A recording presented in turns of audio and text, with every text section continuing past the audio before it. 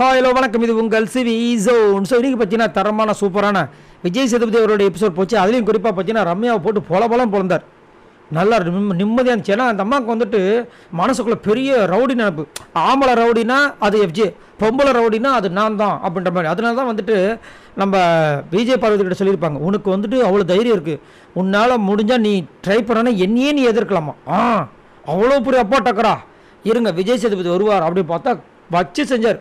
அது என்னம்மா சொன்னீங்க நம்ம விஜய் பார்வதி கிட்ட? விஜய் பார்வதி சொல்லுங்கள், இல்லை உங்களுக்கு அந்த அளவுக்கு கேப்பபிள் இருக்குது, என்னையே நீங்கள் எதிர்க்கலாம், அந்த அளவுக்கு நீங்கள் பெரிய டானா, இல்லை வெளியில் வந்துட்டு அப்படியா இருக்கேன் இப்படி இருக்கேன்னு சொன்னீங்கன்னா பாஷா படத்தில் வர மாதிரி ஏதாவது உங்களுக்கு ஸ்டோரி இருக்காமான்னு சொல்லிட்டு வச்சு செய்கிறார். சரி, நான் என்ன கேட்குறேன்னா, உள்ளே வரும்போது என்னம்மா சொல்லிட்டு வந்தீங்க? ஒரு உறவு வேணும்னு கேட்டு தானே வந்தீங்க.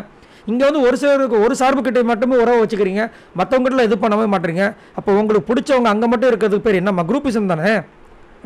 எதுக்குமா முதல் உங்களுக்கு யாரோ ஒருத்தரோட ஆறுதல் தேவைப்பட்டுட்டே இருக்குன்னு கேட்டார். மூஞ்சியே மாறிடுச்சு. முதல் உங்களுக்கு எதுக்கு ஆறுதல்? நீங்கள் அந்த மாதிரி பண்ணுறதுனால என்ன ஆகுனா நீங்களே வீக் ஆகிடுவீங்க. அப்புறம் உங்களால் வந்துட்டு மற்றவங்களை நாமினேட் பண்ண முடியாது. முதல் உங்களை அவங்க யூஸ் பண்ணுறாங்கன்றது தெரிஞ்சுக்குங்கன்ட்டார். நீங்கள் என்ன டானான்னு கேட்டார். சரி, எதுக்கு நீங்கள் வந்து விஜய் பார்வதியை வந்துட்டு அந்த சாப்பிட்றாங்க தூங்குறாங்க எந்திரிக்கிறாங்க சாப்பிட்றாங்க தூங்குறாங்க அந்த இதுக்கு கொடுத்தீங்கன்னு நான் இல்லை சார், நான் முதல்ல கலைக்கு திவாகருக்கு தான் கொடுத்தேன், அவங்க இந்த பக்கம் பாருன்னு சொன்னோடனே விளையாட்டுக்கு சொல்கிறேன். விளையாட்டுக்கா? நீங்கள் பழிவாங்கிற இடமாம்மா அது? இந்த விளையாட்டுக்கு சொன்னேன்னு சொல்கிறீங்க.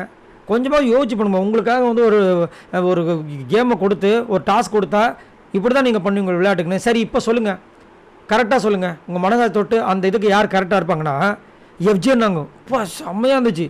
அடுத்தது கானாவனத்துட்டாங்க. என்னம்மா இது அப்படின்ற மாதிரி இருந்துச்சு. கானாவனத்து நம்மளே பார்த்துட்ருக்கா, அவர் நல்லா தானே பண்ணிட்டு இருக்காரு, எங்கே அவர் தூங்கி எந்திரிக்கிறாரு?